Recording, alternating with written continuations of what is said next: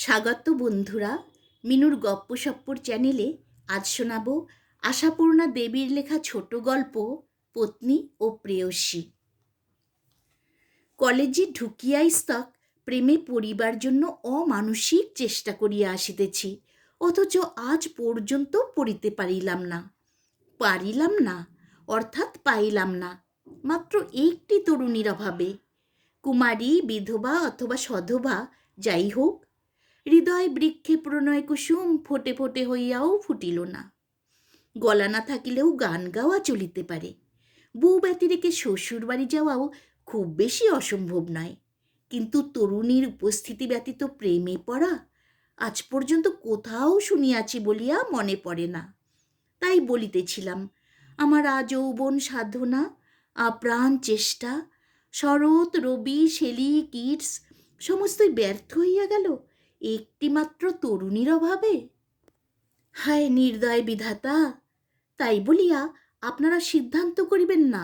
নির্দয় বিধাতা তাহার রাজ্য হইতে তরুণী নামক একটি প্রয়োজনীয় জীবকে চিরদিনের মতো নির্বাসন দিয়াছেন। তরুণী আছে, অফুরন্ত আছে, কোথায় নয়। পথে ঘাটে, ট্রামে, বাসে, থিয়েটারে, সিনেমায়, স্কুলের দৌড়ে, কলেজের ঘরে তরুণীর হরির লুট। কিন্তু হাতের কাছে একটিকেও পাইলাম না। লক্ষ লক্ষর মধ্যেও অলক্ষ্য রহিয়া গেল।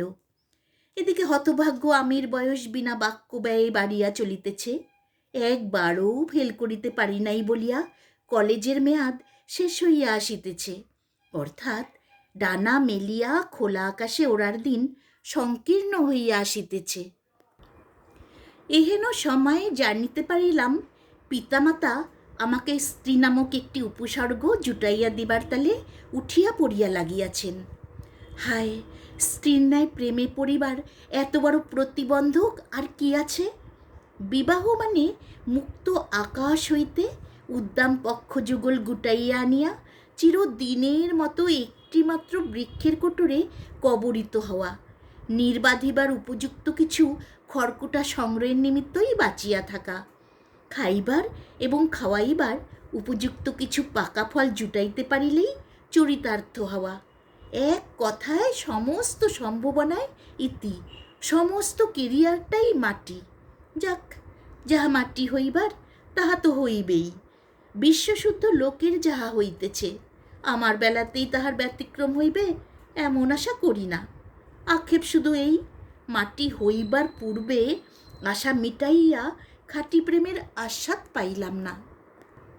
রবীন্দ্রনাথের কবিতার লাকসই লাইনগুলি মুখস্থ করিয়া করিয়া অবশেষে ভুলিতে বসিয়াছি। গভীর রাত্রে জানালার ধারে মোমবাতি জ্বালাইয়া শেলি পড়ার অভ্যাস ক্রমশ ছাড়িতেছি। বাড়ির লোকেরা ঘুমাইয়া পড়িলে চন্দ্রালোকিত নির্জন ছাদে বেড়াইবার স্পৃহা এখন ক্ষীণ। শুধু যতক্ষণ শ্বাস ততক্ষণ আশ হিসাবে বৈষ্ণব বনিতেছি। দুধ খাওয়া ত্যাগ করিতেছি, পেট ভরিয়া ভাত খাওয়া বন্ধ করিয়াছি। রাত্রে গপ গপ করিয়া ডাল ভাত গিলিবার বদলে খান কয়েক ফুলকা রুটি খাইতেছি। আরও নানাবিধ কসরত এখনও ধরিয়া আছি, যদি সহসা ভাগ্য গগনে চন্দ্রোদয় হয়। কিন্তু কই, ঈশ্বরের অবিবেচনায় আস্ত একটি তরুণী তো দূরের কথা, তাহার একটু চুলের ডগা পর্যন্ত দেখিতে পাইলাম না। প্রেমে পড়া, প্রেম করা একখানা অতি সাধারণ, অতি সস্তা, অতি তুচ্ছ ব্যাপার।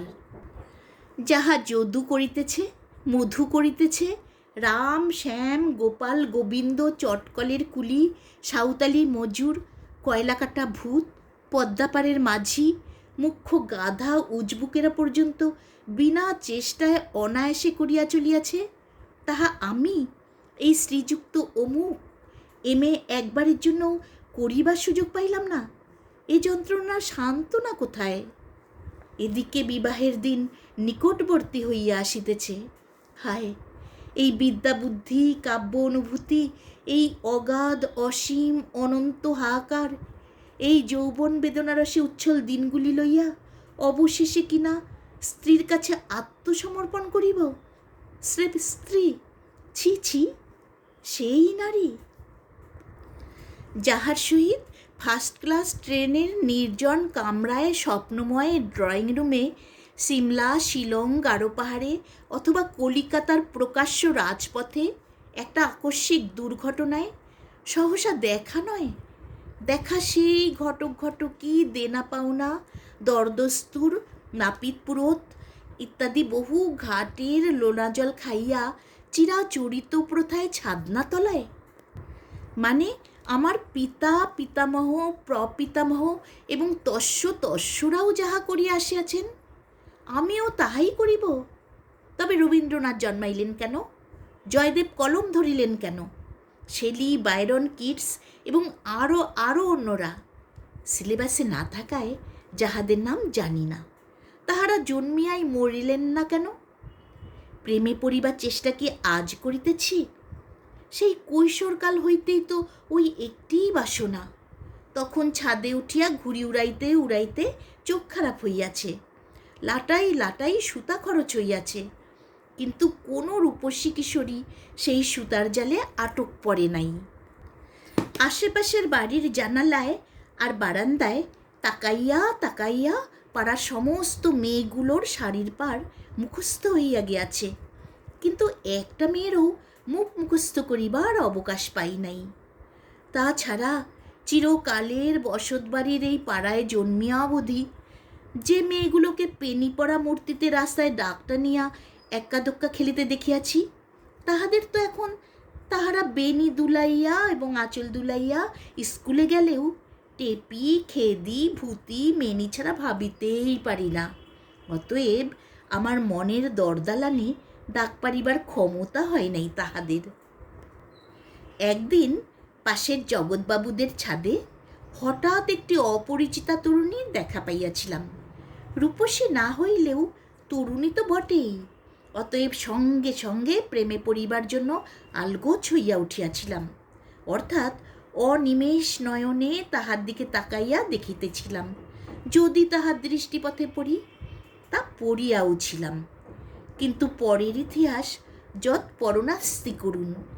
সকর্ণে শুনিলাম তরুণীর কলকণ্ঠ, দেখ দিদি দেখ, ওই বড় লালবাড়িটার ছাতে একটা ল্যাগ ব্যাগে ছোড়া কি রকম অসভ্যের মতো হা করে তাকিয়ে রয়েছে। শিহরিয়া স্তম্ভিত হইলাম। জগৎবাবুর স্ত্রী নিম্ন কণ্ঠে কহিলেন, আরে চুপ, ও তো ভাদুরীদের। থাক, ডাকনামটা প্রকাশ করিতে চাহি না, তবে এটা বলিতে পারি, পিতামাতারা ছেলে মেয়ের ডাকনামকরণের সময় বোধ করি স্বপ্নেও ভাবেন না ইহারা ভবিষ্যতে একদিন তরুণ তরুণী হইবে।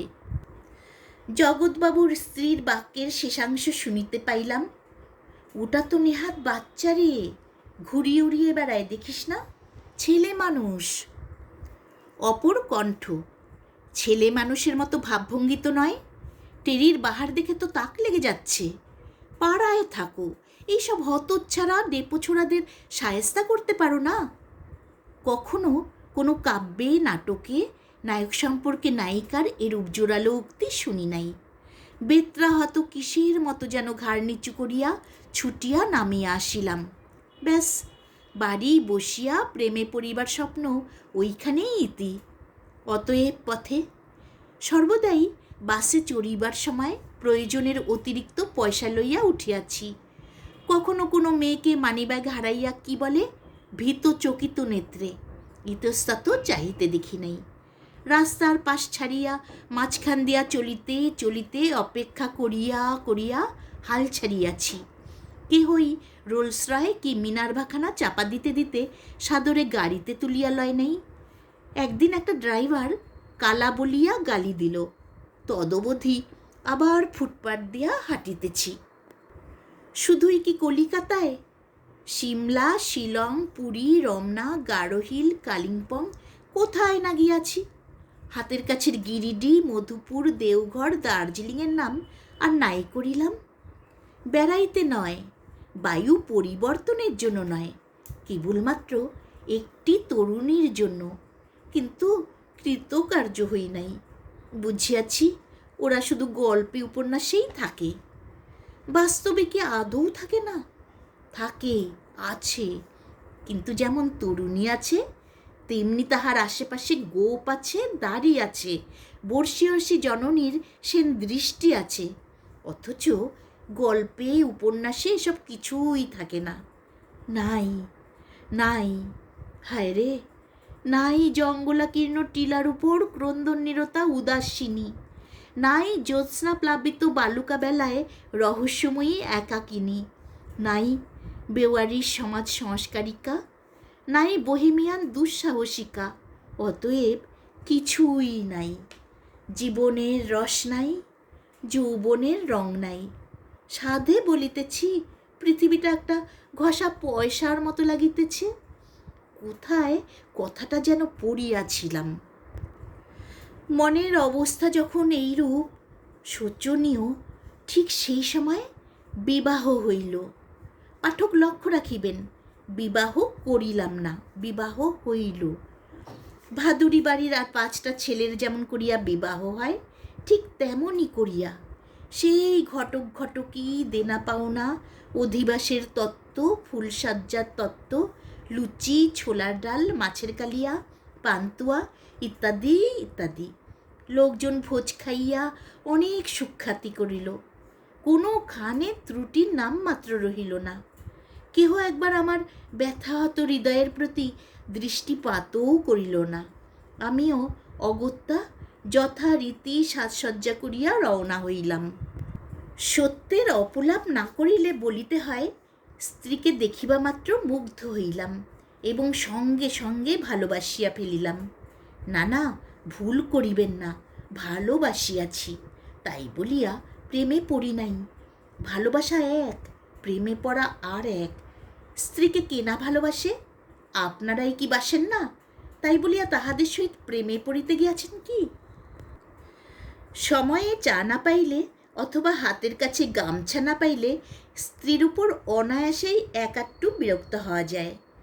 অথবা বাজার খরচ বেশি করিলে বা নিশীথ রাত্রে ছেলে ঠ্যাঙাইলে তিরস্কার করা যায়। ছাদে দাঁড়াইয়া চুল শুকানো অথবা বারান্দা হইতে ফেরিওয়ালা ডাকা সম্বন্ধে শাসন করাও চলিতে পারে। কিন্তু পারিবেন আপনার রহস্যময়ী প্রেমিকার সহিত এইরূপ ব্যবহার করিতে? তখন ছাদে চুল শুকাইতে দেখিলে ভোরের শুকতারার সহিত তুলনা করিয়া ধন্য হইবেন। বাজে খরচ করার মধ্যে একটি অলৌকিক সারল্য দেখিয়া মুগ্ধ হইবেন এবং এক পেয়ালা চা, তা সে যত দেরিতেই হোক, পাইলেই কৃতার্থ হইবেন। অবশ্য ঠ্যাঙ্গাইবার মতো ছেলে তাহার না থাকাই উচিত। থাকিলেও এটা ঠিক তিনি আপনার সম্মুখে রণচণ্ডীর ভূমিকায় না নামিয়া বড় জোর বলিবেন, দুষ্টু ছেলে, চকোলেট পাবে না। নায়িকার পক্ষে যাহা বলা শোভন। যাই হোক, স্ত্রীর সহিত যে প্রেম হয় না এ বিষয়ে সন্দেহ নাস্তি। তিনি সাঝের তারকাও নয়, ভোরের যুথিকাও নয়, স্বপ্নও নয়, মায়াও নয়, দস্তুর মতো একটা জলজ্যান্ত জীব। আজীবন ভাত কাপড়ের দায় লইয়া যাহার সহিত ঘরকন্না করিতে হয়, তাহার সম্পর্কে প্রেম শব্দটাই তো মশাই ন্যাকামি। স্ত্রীকে দেখিয়া মুগ্ধ হইলাম যত, বিধাতা পুরুষকে গালি পারিলাম তত। হায়, ইহাকেই 2 দিন আগে একবার দেখাইলে কি ক্ষতি ছিল? একবার প্রেমে পড়িয়া জীবন সার্থক করিতাম। এই 18 বসন্তের মালাগাছিকে বিবাহ করিয়া বসার মতো বর্বরতা আর কি আছে? কোথায় জ্যোৎস্নালোকিত নির্জন প্রান্তে উন্মুক্ত আকাশতলে পাখির কাকলির মধ্যে সহসা চারি চোখে দেখা, আর কোথায় 500 কৌতূহলী চক্ষের সম্মুখে মাথার উপর চাদর চাপাইয়া ইডিয়েট নাপিতার অশ্রাব্য গালিগালাজের মধ্যে বলিয়া কহিয়া শুভদৃষ্টি। আরে ছো, যাক, প্রেমের আশায় জলাঞ্জলি দিয়া নির্বিঘ্নে সংসার যাত্রা নির্বাহ করিয়া জীবনের বাকি কয়টা দিন কাটাইয়া দেওয়াই স্থির করিলাম। এত দিনের আশা তরুকে নির্মল করিতে কষ্ট হইল বই কি, কিন্তু সুখের মূল্যেই শান্তি কিনিতে হয়। সংসার এমনই ঠাই। স্ত্রীর কাছে এমন ভাব দেখাইতেছি যাহাতে তিনি ধারণা করিতে পারেন জীবনে কখনো নারী শব্দটাকে হৃদয়ের ত্রিসীমানাতেও আসিতে দি নাই। এইভাবেই সংসার সমুদ্রে জীবন তরণীখানি ভাসাইয়াছি, সহসা বিনা মেঘে বজ্রাঘাত। না, বজ্রাঘাত ছাড়া বাংলা ভাষায় আর কোনো তুলনা খুঁজিয়া পাইতেছি না। ঘটনাটি কিরূপে জানিতে পারিলাম শুনুন। একদিন বন্ধুবর্গ লইয়া জোর আড্ডা বসাইয়াছি। সহসা বাড়তি একজোড়া তাসের আবশ্যক হইল। ভিতরে গিয়া স্ত্রীর নিকট আর্জি করিতেই তিনি আলগোছে ডুরে শাড়ির আঁচল হইতে চাবির গোছা খুলিয়া আমার হাতে দিলেন। দেখি তাহার আশেপাশে স্তূপীকৃত মোচার খোলা, দুটি হাত মোচার আঠায় কলঙ্কিত। ব্যাপারটা বড়ই দৃষ্টিকটু ঠেকিল। না হয় স্ত্রী, নেহাতি স্ত্রী মাত্র, তবু 18 বছর বয়স তো। যাহারা একটি 18 বছরের মেয়ের চাপা কলির মতো আঙ্গুল দিয়া মোচা কোটায়, তাহাদের পাপের প্রায়শ্চিত্ত কি? ভাবিতে ভাবিতে ঘরে গিয়া স্ত্রীর বাক্স খুলিলাম, আর সঙ্গে সঙ্গে খোলা বাক্সটা যেন দাঁত খিচাইয়া উঠিল। হ্যাঁ মহাশয়, জড় পদার্থও খিচাইতে পারে, ভ্যাংচাইতে পারে। বাক্স খুলিতেই চোখে পড়িল একটা চ্যাংড়া ছোড়া দাঁত বাহির করিয়া হাসিতেছে। ছোড়া মানে ছোড়ার ফটো। ইচ্ছা হইল ফটোকানা লইয়া টানিয়া ডাস্টবিনে ফেলিয়া দিই, কিন্তু না, তদন্ত করা আবশ্যক। চাকর দিয়া বাহিরে খবর পাঠাইলাম, হঠাৎ কলিক পেন ধরিয়াছে, বিছানায় পড়িতে হইয়াছে, চুলায় যাক তাসের আসর। বন্ধুদের মনে করা, তাহাতেই বা কি আসে যায়? ঘরে যাহার আগুন লাগিয়াছে, তাহার আবার সামাজিকতা। কিছুক্ষণ পরে স্ত্রী আসিলেন। আঁচলে ভিজে হাত মুছিতে মুছিতে দিব্য হাসি হাসি মুখে, মুখের কোথাও অপরাধীর চিহ্ন মাত্র নাই। মনে মনে বলিলাম, নারী, তোমার অসাধ্য কাজ নাই। স্ত্রী প্রফুল্ল কণ্ঠে কহিলেন, তাস নিয়ে গেলেন না যে বড়? পাতা বিছানা দেখে লোভ হলো বুঝি? বলা বাহুল্য, শয্যাগ্রহণী করিয়াছিলাম। কথাটা কানে যাইতেই লাফাইয়া উঠিলাম। এ কি, কাহার বিছানায় অঙ্গ ঢালিয়াছি? বাঁচিয়া থাক আমার ইজি চেয়ার। তৎক্ষণাৎ বিছানা ছাড়িয়া উঠিয়া পড়িলাম। বিচারকের স্বরে কহিলাম, শুনে যাও এদিকে। স্ত্রী কৌতুক হাস্যে কহিলেন, আরে ব্যাস, আষাঢ়স্য প্রথম দিবস যে, কি ব্যাপার? কৌতুকে কর্ণপাত করিবার সময়ে নয়, জলদ গম্ভীর স্বরে কহিলাম, এটা কি? সঙ্গে সঙ্গে ফটোখানার দিকে অঙ্গুলি নির্দেশও করিলাম অবশ্য। বাতাহত কদলী বৃক্ষবৎ পড়িয়া যাওয়াটা বড়ই সেকেলে হইয়া গিয়াছে। অতএব আন্দাজ করিলাম, তাহার প্রফুল্ল শতদলের মতো মুখখানি কাগজের ন্যায় সাদা অথবা বাসি গোলাপের মতো কালো হইয়া যাইবে, কারণ ভালো ভালো গল্প উপন্যাসে সেইরূপই লেখা থাকে। কিন্তু আশ্চর্য হইলাম তাহার ব্যবহারে। হেজলিন মার্জিত মুখ, সৌন্দর্যের এতটুকু পরিবর্তন হইল না। পলক মাত্র সেদিকে তাকাইয়া অনায়াসে উত্তর দিলেন, ওটা ফটো। দেখুন ধৃষ্টতা। কিন্তু আমি কি অল্পে ছাড়িব? কহিলাম, ফটো তা জানি, কিন্তু কার? ওহ, এক ভদ্রলোকের। শুনুন মহাশয়, পরস্ত্রীর বাক্সে যাহার ফটো থাকে সেও ভদ্রলোক। কটুস্বরে বলি, ভদ্রলোকের নামটি জানিতে পারি কি? একটু কষ্ট করলেই জানা যায়। কুঞ্চিত দৃষ্টিতে চাহিয়া দেখিলাম, যেটা এতক্ষণ দেখি নাই। ফটোর গায়েই কোণের দিকে লেখা রহিয়াছে, তোমার বিনয়। অগ্নিতে ঘৃতাহুতির কথা শুনিয়াছি, নিজের মধ্যে তাহা স্পষ্ট অনুভব করিলাম। টেবিলের উপর একটা চাপত দিয়া কহিলাম, তোমার কাছে ওর ছবি থাকে কেন? থাকবে না কেন শুনি? এ কি, এ যে স্পষ্ট বোহেমিয়ান ভাব। তার মানে রীতিমতো সাহসিকা। যে সাহসিকাকে সেই হাফ প্যান্ট পরার বয়স হইতে খুঁজিয়া খুঁজিয়া হয়রান হইয়াছিলাম, তাহাকে অবশেষে কিনা নিজের ঘরের মধ্যেই পাইলাম। কিন্তু বিবাহের পূর্বে ও পরে অনেক তফাৎ। যদুর স্ত্রীকে মধুর হাত ধরিয়া অজানার উদ্দেশ্যে যাত্রা করিতে দেখিলে সেই মহান প্রেমের চরণে অবশ্যই মাথা নোয়াইব। তাই বলিয়া নিজের স্ত্রীর বাক্সে অপরের ফটো সহ্য করিতে হইবে? অসম্ভব। পৌরুষগর্ব গর্জন করিয়া উঠিল, না, থাকবে না, থাকতে পারে না। নিজের হাতে আমার সামনে দেশলাই জেলে পোড়াও।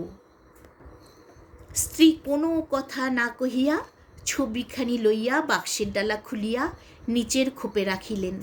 ধীরে সুস্থে চাবি লাগাইলেন। চাবির রিং দূরে শাড়ির আঁচলে ভালো করিয়া বাঁধিলেন। তাহার পর বিছানার ধারে পা ঝুলাইয়া গম্ভীরভাবে কহিলেন, আর কি হুকুম আছে? কি অদ্ভুত নির্লজ্জতা! সহসা বাসনা জাগিল সেই নিটল তাজা গালের উপর দিয়ে একচর কষাইয়া। কিন্তু এটা অতি আধুনিক সভ্য যুগ, তাই কষ্টে বাসনা সংবরণ করিলাম। তবে স্বীকার করুন আর নাই করুন, বর্বর যুগের পুরুষরা অনেক সুখী ছিল। সভ্য যুগের দুঃখী পুরুষদের হাতে বচন ছাড়া আর কোনো অস্ত্র নাই। অতএব সেই অস্ত্রই হানি। এই বিনয়টি তোমার কে? স্ত্রী মুখ টিপিয়া হাসিয়া কহিলেন, তাও বোঝনি এতক্ষণে? ধন্য বুদ্ধি তো। তাহলে ও তোমার প্রেমিক?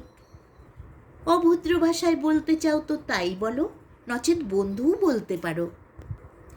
রেখে দাও তোমার ভদ্রতা, বিয়ের আগেই তাহলে প্রেমে পড়ে এসেছ। কি মুশকিল! বিয়ের আগে পড়ব না তো বিয়ের পরে পড়ব? ছি ছি ছি, কথাটা বলতে তোমার লজ্জা করলো না? স্বামী ছাড়া অন্য একটা পুরুষকে? উহ, হাসালে তুমি।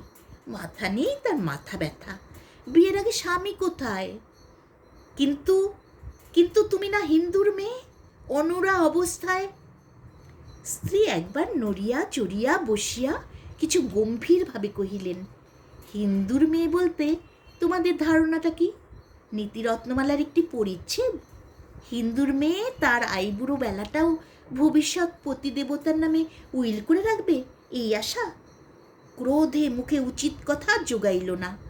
উল্টে বলিলাম, আমি অন্তত তাই মনে করি। তোমাকে বিয়ে করার আগে আমি কি কোনো মেয়ের সঙ্গে প্রেম করতে গিয়েছিলাম? পাঠক, দেখুন, মিথ্যা কথা বলি নাই। স্ত্রী কিন্তু লজ্জিত মাত্র না হইয়া তৎক্ষণাৎ বলিয়া উঠিলেন, করনি সেটা তোমার বুদ্ধুমের জন্য, আমার জন্যে নিশ্চয়ই নয়। তবে করলে আমি তোমার টেবিলের ড্রয়ারে দুখানা পুরনো প্রেমপত্র কি চুলের কাটা অথবা খেদামুখী একটা ফটো দেখলে মূর্ছা যেতাম না। দেখছেন তো এখনকার মেয়েদের সহিত কথায় পারিবার জো কোথায়? উপন্যাস পড়ার কুফল আর কি।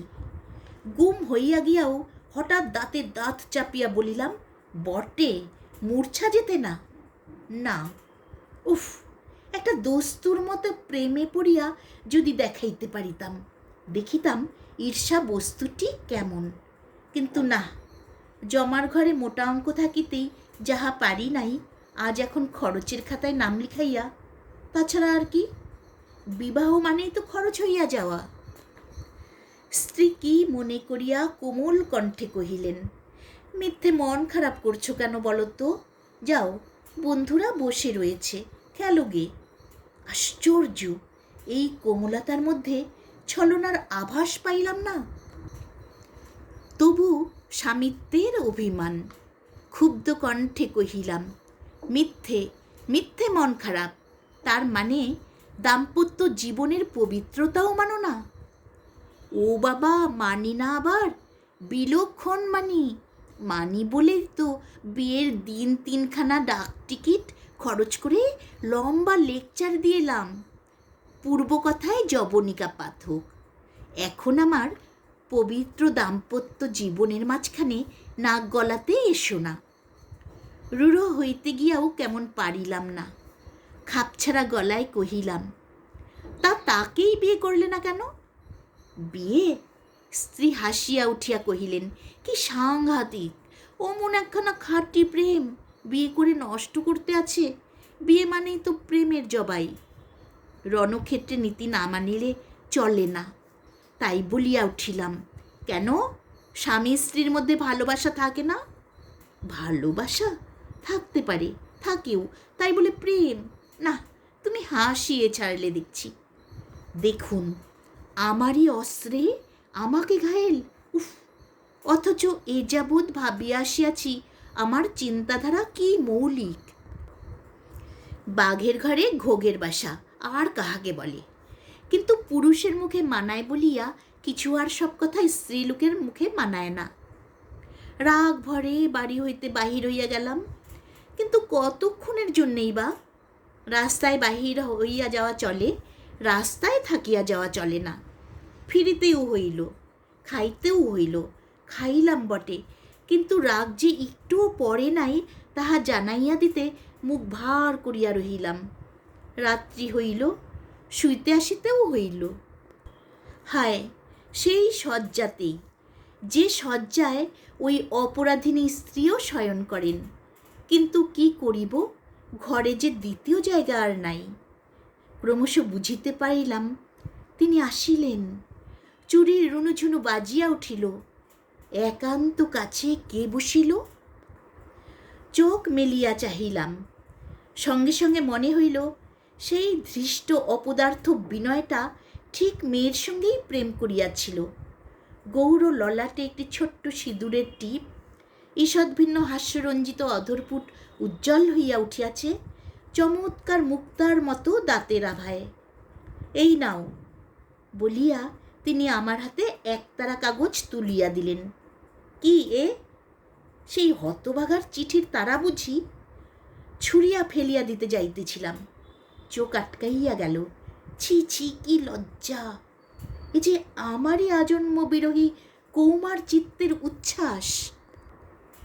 না চাহিয়াও বুঝিলাম পত্নী হাসিতেছেন। আবার কণ্ঠস্বর, আর এই নাও বিনয়ের ছবি, ইচ্ছা হয় পুড়িয়ে ফেলতে পারো। বিনয় টিনয় কেউ নেই, ছবিখানা হচ্ছে বায়োস্কোপের। তাহাকে আর কথা কহিতে দিলাম না, কাছে টানিয়া লইলাম। পাঠকগণকে অনেক কথা বলিয়াছি, এইবার একটি শেষ কথা বলিয়া বিদায় লই। পত্নীর সহিত প্রেমও অসম্ভব নয়। গল্পটি এখানেই শেষ হলো।